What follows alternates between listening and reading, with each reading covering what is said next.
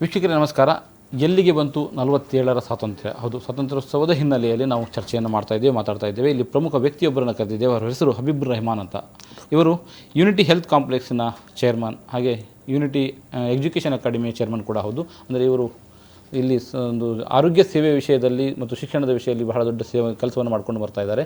So ಅದರ ಜೊತೆಯಲ್ಲಿ ಅವರ ವಯಸ್ಸಿಗೆ ಅನುಗುಣವಾಗಿ, ಅಂದರೆ ಅವರು ಆರಂಭಿಕ ದಿನದಲ್ಲಿ ಅವರ ಹಂತದಲ್ಲಿ ಏನು ಸ್ವಾತಂತ್ರ್ಯೋತ್ಸವ ಹೇಗೆ ಇತ್ತು, ಸ್ವಾತಂತ್ರ್ಯ ದಿನಾಚರಣೆ ಹೇಗಿತ್ತು, ನಾವು ಸ್ವಾತಂತ್ರ್ಯ ಸಿಕ್ಕ ಸಮಯದಲ್ಲಿ ನಾವು ಹೇಗಿದ್ವಿ, ಇವತ್ತಿನ ಸಮಯ ಹೇಗಿದೆ, ಹಾಗೂ ಫ್ಯೂಚರ್ನಲ್ಲಿ ಭವಿಷ್ಯದಲ್ಲಿ ಸ್ವಾತಂತ್ರ್ಯ ನಮ್ಮ ಭವಿಷ್ಯ ಹೇಗಿರಬಹುದು ನಮ್ಮ ದೇಶದ್ದು ಅಂತ ಆ ವಿಷಯದಲ್ಲಿ ಒಂದಿಷ್ಟು ಮಾತುಕತೆ ಅಥವಾ ಚರ್ಚೆ ಹರಟೆ ಅಂತ ಹೇಳ್ಬೋದು, ಆ ರೀತಿ ಮಾಡಲಿಕ್ಕೆ ಹೊರಟಿದ್ದೇವೆ ನಾವು. ಸೊ ಹಬೀಬ್ ರೆಹಮಾನ್ ಅವರಿಗೆ ಕಾರ್ಯಕ್ರಮಕ್ಕೆ ನಿಮಗೆ ಸ್ವಾಗತ.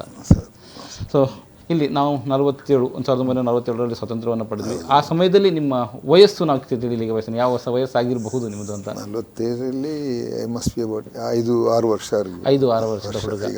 ಅಂದರೆ ಜಸ್ಟ್ ನೀವು ಅಂದರೆ ಎಜುಕೇಷನ್ ಹಂತಕ್ಕೆ ಇನ್ನೂ ಕಾಲಿಡ್ತಾ ಇದ್ರಿ? ಹೌದು, ಜಸ್ಟ್ ಹೈಸ್ಕೂಲ್ನಲ್ಲಿದ್ದೆ, ಬೇಸಿಕ್ ಪ್ರೈಮರಿ ಸ್ಕೂಲ್ನಲ್ಲಿ ಇದ್ದೇವೆ. ಓಕೆ, ಆ ಸಮಯದ ಸ್ವಾತಂತ್ರ್ಯೋತ್ಸವದ ಸ್ವಾತಂತ್ರ್ಯ ದಿನಾಚರಣೆಗಳು ಹೇಗೆಲ್ಲ ಇರ್ತಾ ಇತ್ತು? ಆಗ ನಮಗೆ ಸ್ವಾತಂತ್ರ್ಯ ಇಮ್ಮಿಡಿಯೇಟ್ಲಿ ಸಿಕ್ಕಿದ ನಂತರ ಇರುವ ಸೆಲಿಬ್ರೇಷನ್ಸು, ಆಗ ಫ್ಲ್ಯಾಗ್ ಹೋಸ್ಟಿಂಗು, ಚಾಕ್ಲೇಟ್ ಕೊಡೋದು, ಸ್ಪೀಚ್ ಕೊಡೋದು, ಎಲ್ಲರಿಗೊಂದು ಉತ್ಸವ ಹಾಗೆ.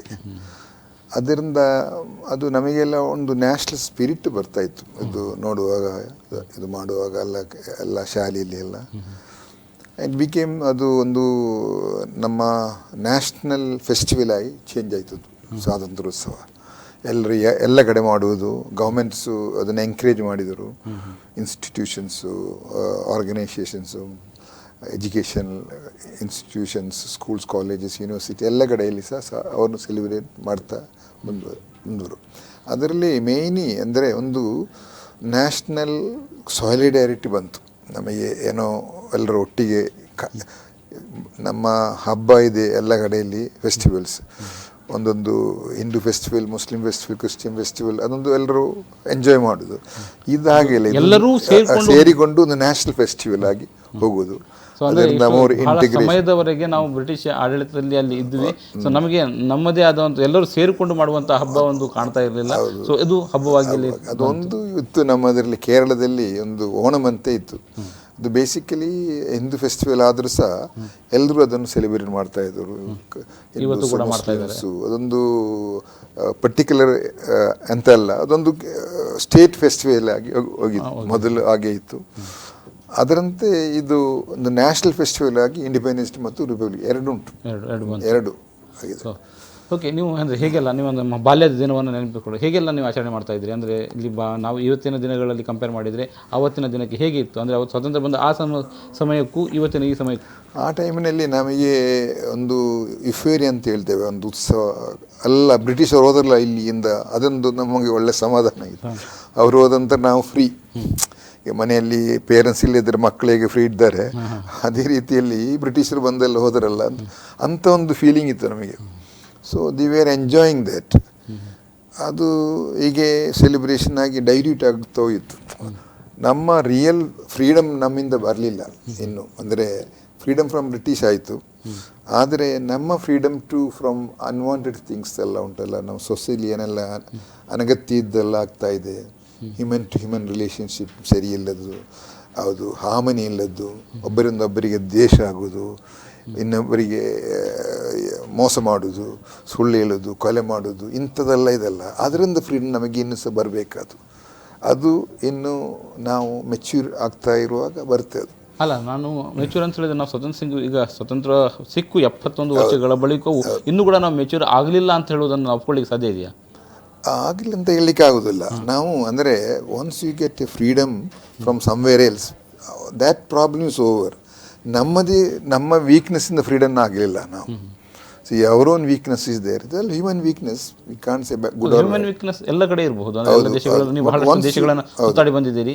ಸೊ ನಾವು ಆ ಬೇರೆ ನೀವು ಸುತ್ತಾಡಿ ಬಂದ ಬೇರೆ ದೇಶಗಳಿಗೆ ಅಥವಾ ಕಂಪೇರ್ ಮಾಡಿದರೆ ನಮ್ಮ ಭಾರತೀಯರ ಸ್ವಾತಂತ್ರ್ಯ ಹೇಗಿದೆ, ಭಾರತೀಯತೆ ಹೇಗಿದೆ, ಭಾರತೀಯ ಜೀವನ ಪದ್ಧತಿ ಹೇಗಿದೆ? ಭಾರತೀಯರಂದರೆ ನಾವು ಭಾರತೀಯ ಜನರನ್ನು ನೋಡಿದರೆ ಅವರು ನಾನು ಹೇಳಿದ ಒಂದು most tolerant society people in the world. You look to the people of India, they are very tolerant people. ಎಲ್ಲರಿಗೆ ಅವರು ಒಂದು ಅಬ್ಸಾರ್ಬ್ ಮಾಡೋ ಒಂದು ಆ್ಯಟಿಟ್ಯೂಡ್ ಇದೆ. Wherever is good they absorb. ಅದು ಒಂದು ಕಲ್ಚರ್ ನಮ್ಮದು. ಯಾರು ಮೊದಲು ಬ್ರಿಟಿಷ್ ಬರುವಾಗ ಅವರು ಅಬ್ಸರ್ವ್ ಮಾಡಿದರು, ನಂತರ ಮೊಘಲ್ಸ್ ಬರುವಾಗ ಅವರನ್ನು ಅಬ್ಸರ್ವ್ ಮಾಡಿದ್ದೇವೆ. Observe and produce the best. Even Mahatma Gandhi, Jawaharlal Nehru ಮತ್ತು ಬೇರೆ ಅಬುಲ್ ಕಲಾಂ ಆಜಾದ್ ಇವರೆಲ್ಲ ಒಟ್ಟಿಗೆ ಇದ್ದು we have the best products of system which evolved year in India. ಅದನ್ನು ನಾವು ನಮ್ಮ ಸಿವಿಲೈಸ್ ಸೊಸೈಟಿ ಅಂತ ಹೇಳಿದರೆ ನಮ್ಮ ಬಿಹೇವಿಯರ್ ಪ್ಯಾಟರ್ನ್ ಒಳ್ಳೆಯದಾಗಿ ಬರುವುದು, ಅದೆಲ್ಲ ನಾವು ಡೆವಲಪ್ಮೆಂಟ್ನಲ್ಲಿ ಬರುವುದು. ಅದು ಫಾರ್ ಎಕ್ಸಾಂಪಲ್ ನಾವು ಬ್ರಿಟಿಷ್ ಪಾರ್ಲಿಮೆಂಟು ಇಲ್ಲದಿದ್ದರೆ ಅಮೇರಿಕನ್ ಪಾರ್ಲಿಮೆಂಟಲ್ಲಿ ಅವರ ಇದರಲ್ಲಿ ಅವರ ಅಸೆಂಬ್ಲಿ ಅಲ್ಲೆಲ್ಲ ನೋಡಿದರೆ the behaviour pattern is totally different. ಇಲ್ಲಿ ಪಾರ್ಲಿಮೆಂಟ್ ನಾವು ಟಿ ವಿಯಲ್ಲಿ ನೋಡುವಾಗ ಇವ್ರಿಗೆ ಶಾಲೆಗೆ ಹೋಗಲಿಲ್ಲೋ ಇದು ಅಂತ ಗೊತ್ತಿಲ್ಲ ನಮಗೆ. ಅಂದರೆ ನಾವು we are not independent from our basic fundamental instincts of human development which is greed, anger, selfishness. ಅದರಿಂದ ಇಂಡಿಪೆಂಡೆಂಟ್ ಆಗಿ ಬರಲಿಲ್ಲ ನಾವು, ಇನ್ನೂ ಸಹ ಬರಬೇಕಾದಷ್ಟು. ನಾವು ನಮ್ಮ APJ ಅಬ್ದುಲ್ ಕಲಾಂ ರವರು ರಾಷ್ಟ್ರಪತಿಯಾಗಿದ್ದ ಸಂದರ್ಭದಲ್ಲಿ ಹೇಳಿದ್ರು 2020 ಹೊತ್ತಿಗೆ ನಾವು ಜಗತ್ತಿನ ಸೂಪರ್ ಪವರ್ ದೇಶ ಆಗ್ತೇವೆ ಅಂತ. ಸೊ ಅಂದರೆ ಅವರು 15-20 ವರ್ಷಗಳ ಹಿಂದೆ ಇಂಥದ್ದೊಂದು ಮಾತನ್ನು ಹೇಳಿದ್ರು ಅಂತ ಹೇಳಿದರೆ, ನೀವು ಹೇಳೋದು ಇರುವ ಹಾಗೆ ಅಂದರೆ ನಾವು ಸೂಪರ್ ಪವರ್ ರಾಷ್ಟ್ರವಾಗುವ ಹಂತದಲ್ಲಿರುವಾಗ ಇಲ್ಲಿ ನಮ್ಮ ರಾಜಕಾರಣಿಗಳ ಬಿಹೇವಿಯರ್ ಬಗ್ಗೆ ನೀವು ಮಾತಾಡ್ತಾ ಇದ್ದೀರಿ. ಇದು ಯಾವ ರೀತಿ ಕಂಪೇರ್ ಮಾಡ್ಲಿಕ್ಕೆ ಸಾಧ್ಯ ಇದೆ ಅಂತ? ಅಲ್ಲ, ಅದೇ ನಾನು ಹೇಳಿದ್ದು, ನಮ್ಮ ಇಂಡಿಯನ್ ಪೀಪಲ್ ಕಲ್ಚರ್ ಅಂತ ಹೇಳಿದರೆ there is lot of strength ನಮ್ಮ ಇದರಲ್ಲಿ. ಫಾರ್ ಎಕ್ಸಾಂಪಲ್, ನಾನು ಈಸ್ ಎ ಸೈಂಟಿಸ್ಟ್. ಅವರು is a nationalist also, scientist. ಅವರಿಗೆ ನಮ್ಮ ದೇಶದ ವಿಷಯದಲ್ಲಿ ಭಾರಿ ಪರ್ಸನಲ್ ಆಗಿ ಅವರನ್ನು ನಾನು ಮೀಟ್ ಆಗಿದ್ದೆ ರಾಷ್ಟ್ರಪತಿ ಭವನದಲ್ಲಿ. ಅವರು ಸೈಂಟಿಸ್ಟ್ ವೇ ಆಫ್ ಥಿಂಕಿಂಗ್. ಈಗ ನಾವು for example you will take Mahatma Gandhi who fought freedom for India.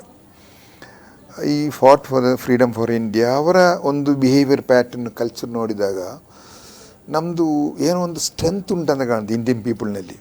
Because ಆಗ ಬ್ರಿಟಿಷ್ ಇದರಲ್ಲಿ ಅಮೇರಿಕನ್ದು ಬಾಂಬ್ ಇತ್ತು ಇಲ್ಲಿ ಜಪಾನಲ್ಲಿ.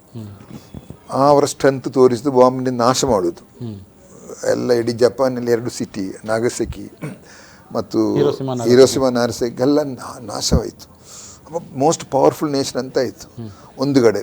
ಅದೇ ಟೈಮ್ನಲ್ಲಿ ನಮ್ಮ ಇಂಡಿಯಾದಲ್ಲಿ ನಾವು ಯುದ್ಧ ಮಾಡ್ತಾ ಇದ್ವಿ, ಯಾವುದು ನಮ್ಮ ಸ್ವಾತಂತ್ರ್ಯಕ್ಕೆ ಬೇಕು ಹೋರಾಡ್ತಾ ಇದ್ವಿ ಇಂಡಿಯಾದಲ್ಲಿ. ಆಗ ನಾವು ಯೂಸ್ ಮಾಡಿದ ಏನು ನಾನ್ ವೈಲೆನ್ಸ್ ಅಂತೇಳಿ. ಅಪ್ಪ ನಾನ್ ವೈಲೆನ್ಸ್ ಮಹಾತ್ಮ ಗಾಂಧಿಯವರು ಒಂದು ವೆಪನ್ ಆಗಿ ತೋರಿಸಿದರು ಇಡೀ ವರ್ಲ್ಡಿಗೆ, as a weapon to fight against operation. ಅಂದರೆ there is a contribution of civilised behaviour of human beings we taught to the west. ಅದು ಅನ್ಫಾರ್ಚುನೇಟ್ಲಿ ಡೈಲ್ಯೂಟ್ ಆಗಿ political system, the most backward system in India is political system. ಯಾವ ಮಾರ್ಗವನ್ನು ನಮಗೆ ಮಹಾತ್ಮ ಗಾಂಧಿ ಹಾಕಿಕೊಂಡ್ರು ಅದೇ ಮಾರ್ಗದಲ್ಲಿ ಸಾಗಲಿಕ್ಕೆ ವಿಫಲರಾಗಿದ್ದೇವೆ ಅಂತ ಹೇಳ್ತಾ ಇದ್ದೀರಿ. ಸೊ ನಿಮ್ಮ ಜೀವನ ಅನುಭವದಲ್ಲಿ ನಮ್ಮ ದೇಶ, ನಮ್ಮ ಭಾರತ, ನಮ್ಮ ಸ್ವತಂತ್ರ ಹೇಗಿದೆ ಅನ್ನೋದನ್ನು ಇನ್ನಷ್ಟು ವಿಸ್ತಾರವಾಗಿ ತಿಳಿಯಲಿಕ್ಕೆ ಬಯಸ್ತೇನೆ. ಅದಕ್ಕಿಂತ ಮೊದಲು ಸಣ್ಣ ವಿರಾಮ.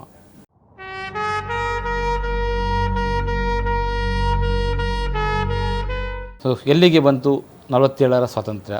ಸೊ ಈ ವಿಷಯದಲ್ಲಿ ನಾವು ಮಾತಾಡ್ತಿದ್ದೇವೆ. ನಮ್ಮ ಜೊತೆಲಿದ್ದಾರೆ ಡಾಕ್ಟರ್ ಹಬೀಬ್ ರೆಹಮಾನ್ ಹಿರಿಯ ವ್ಯಕ್ತಿಗಳಾಗಿ ಅವರ ಅನುಭವವನ್ನು ನಾವು ಕೇಳಲಿಕ್ಕೆ ಬಯಸ್ತಾ ಇದ್ದೇವೆ. ಸರ್, ನಾವು ಸ್ವಾತಂತ್ರ್ಯ ಬಂದು ಇವತ್ತು ಯಾವ ಸ್ಥಿತಿಯಲ್ಲಿದ್ದೇವೆ ಅದನ್ನು ಕಂಪೇರ್ ಮಾಡಿ ಆ ಸ್ಥಿತಿ ನಮಗೆ ಸ್ಥಿರವಾಗಿರುವಂಥದ್ದು ಅಥವಾ ಈ ಸ್ಥಿತಿಗೆ ನಾವು ತಲುಪಲಿಕ್ಕೆ ಸಾಧ್ಯ ಆಯಿತಾ ಅನ್ನೋದು ಹೇಳುವಂಥದ್ದು. ಅಂದರೆ ಈಗ ನಾವು ಇರುವುದು ಸಾಕಾಯ್ತಾ ನಮಗೆ ಅಂತ, ಅಥವಾ ಇನ್ನೂ ಹೆಚ್ಚು ತಲುಪಬೇಕಾ, ಹೇಗೆ?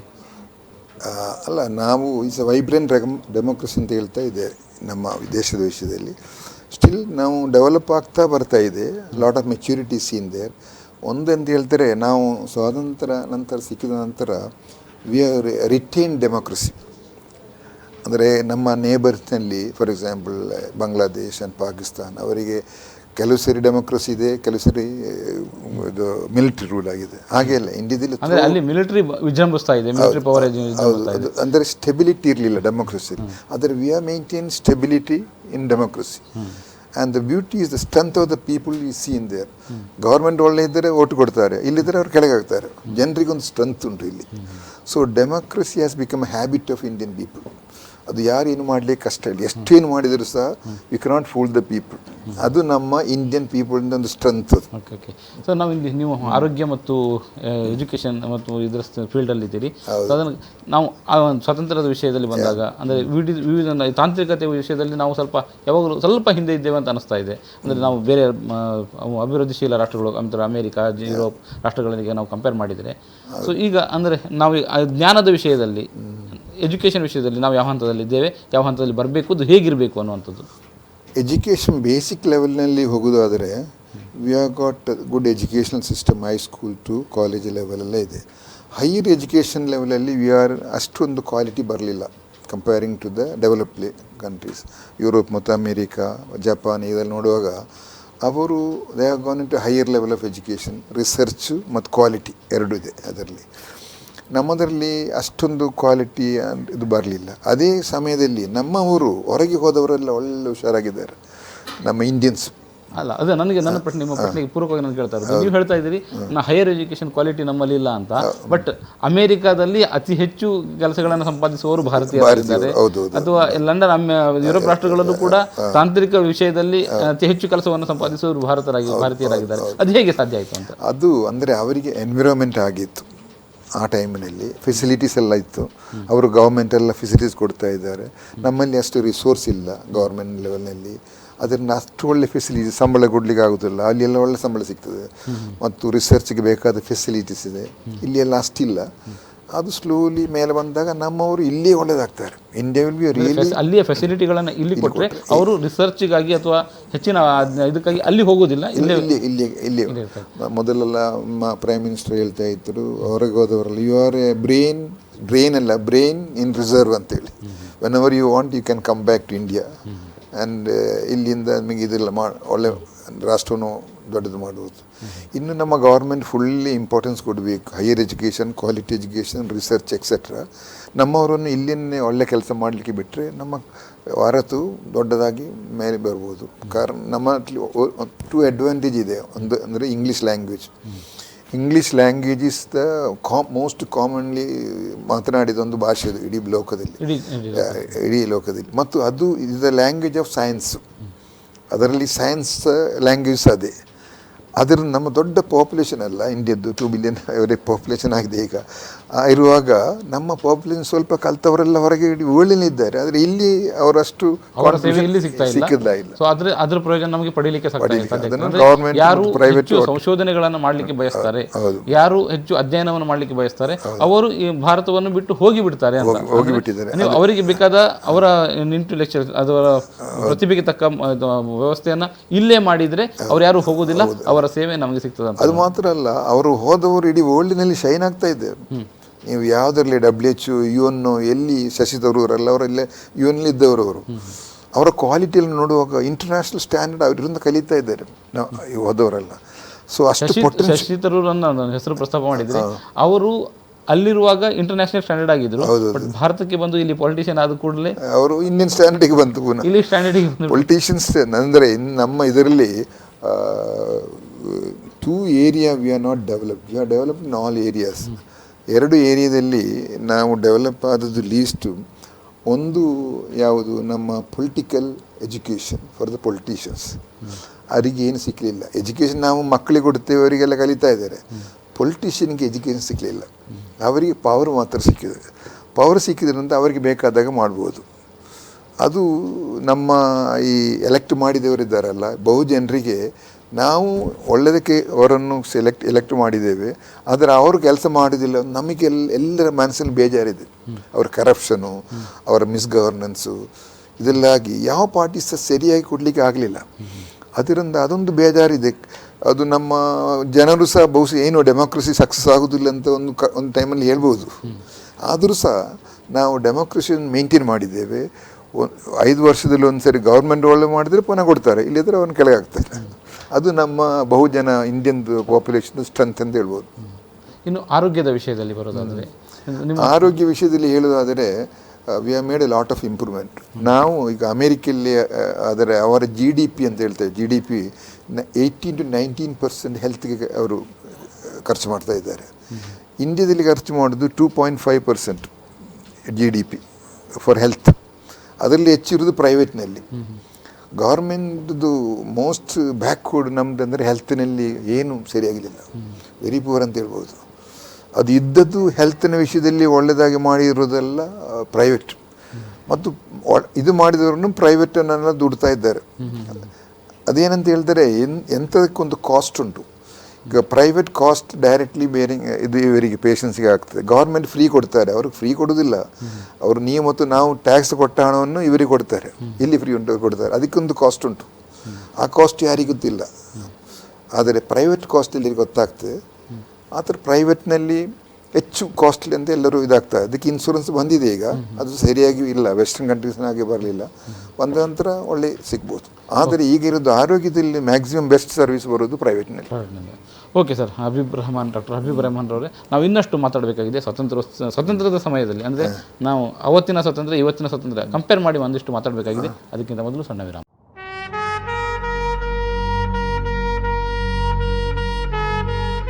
ವೀಕ್ಷಕರೇ, ನಾವು ಮಾತಾಡ್ತಿದ್ದೇವೆ ಎಲ್ಲಿಗೆ ಬಂತು 47ರ ಸ್ವಾತಂತ್ರ್ಯ. ಹೌದು, ನಾವು ಹಿರಿಯ ವ್ಯಕ್ತಿ ಡಾಕ್ಟರ್ ಹಬೀಬ್ ರೆಹಮಾನ್ರೊಂದಿಗೆ ಮಾತಾಡ್ತಾ ಇದ್ದೇವೆ. ಹಬೀಬ್ ರೆಹಮಾನ್ ಅವರೇ, ನಾವು ಅಂದರೆ ನಿಮ್ಮ ಯೌವನದ ದಿನಗಳ ಸ್ವಾತಂತ್ರ್ಯ ಅಂದರೆ ಆಗಿನ ಎಜುಕೇಷನ್, ಅಂದರೆ ಆವಾಗಿನ ಜನಜೀವನ, ಆಗಿನ ಬದುಕು ಕಂಪೇರ್ ಮಾಡಿದರೆ ಇವತ್ತು ನಮ್ಮ ಬದುಕು ಹೇಗಿದೆ, ಅದು ಇವತ್ತು ಸ್ವಾತಂತ್ರ್ಯ ಸಿಕ್ಕೋದಕ್ಕೆ ಸಾರ್ಥಕ ಅಂತ ಅನ್ನಿಸ್ತಾ ಇದೆ ಹೇಗೆ?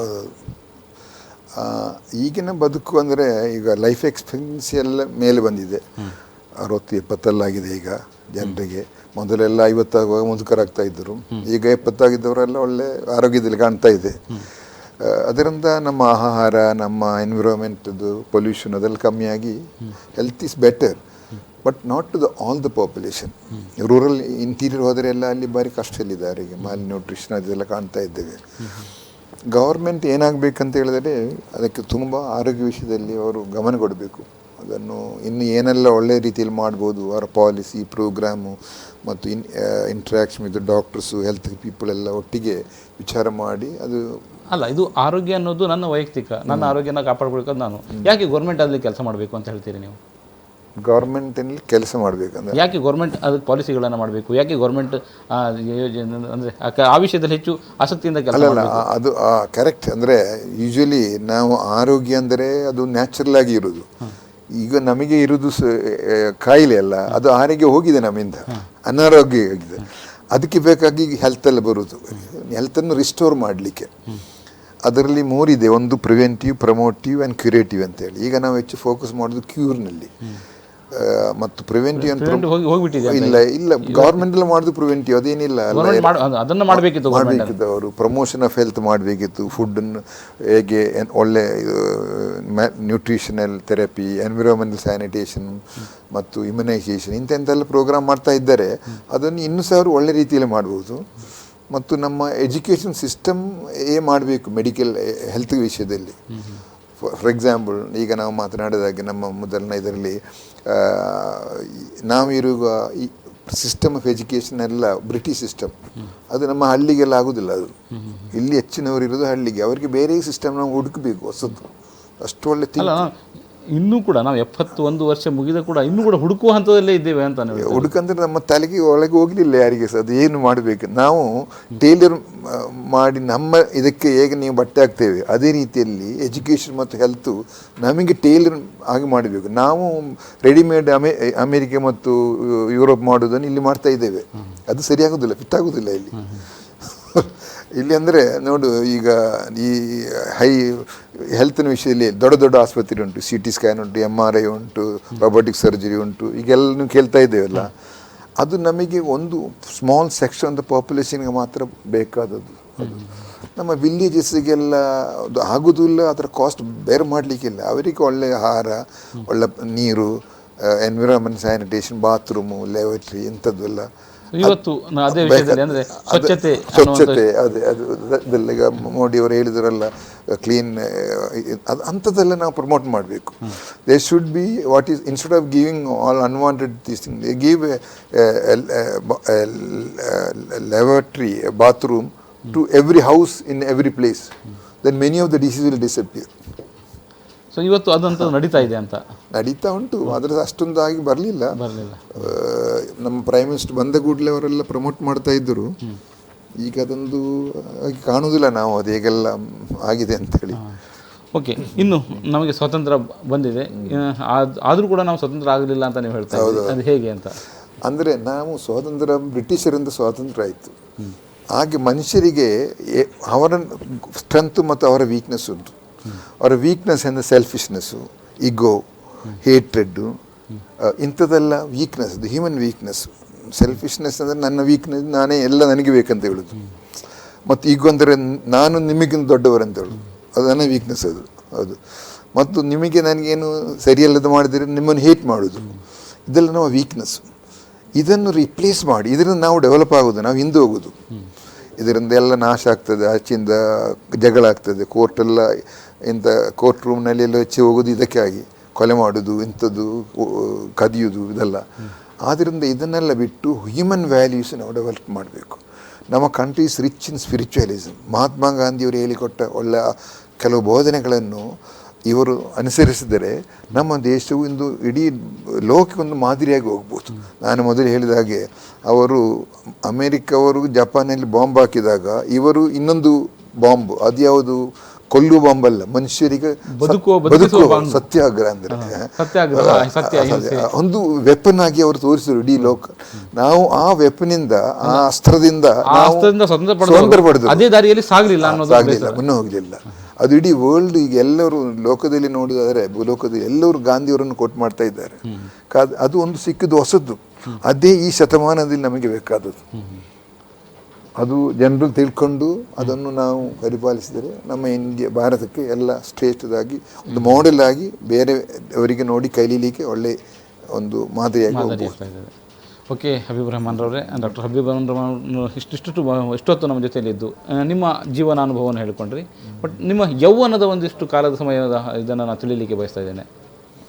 ಯೌವನದಲ್ಲಿ ಸಣ್ಣದಿರುವಾಗ, ಆಗ ನಾನು, ನನ್ನ ತಂದೆಯವರು ಪೇರೆಂಟ್ಸ್ ಇದ್ದದ್ದು ಶ್ರೀಲಂಕಾದ ಸಿಲೋನ್ ಅಂತ ಹೇಳ್ತಾ ಇದ್ದು. ಆಗ ನಾವು ಹುಟ್ಟಿದ್ದು ಕಾಸರಗೋಡು ಅದರಲ್ಲಿ, ನಮ್ಮ ಹತ್ತಿರ next district, neighbour district.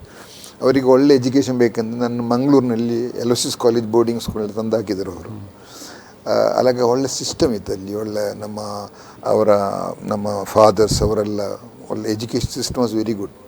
ಎರ್ಲಿಯರ್ you could see they are the pioneers in education in India. So ನಮಗೆ ಒಳ್ಳೆ ಎಜುಕೇಷನ್ ಬ್ಯಾಕ್ಗ್ರೌಂಡ್ ಆ್ಯಂಡ್ ಫೌಂಡೇಶನ್ ಸಿಕ್ಕಿದ್ದು ಅಲ್ಲಿಂದ.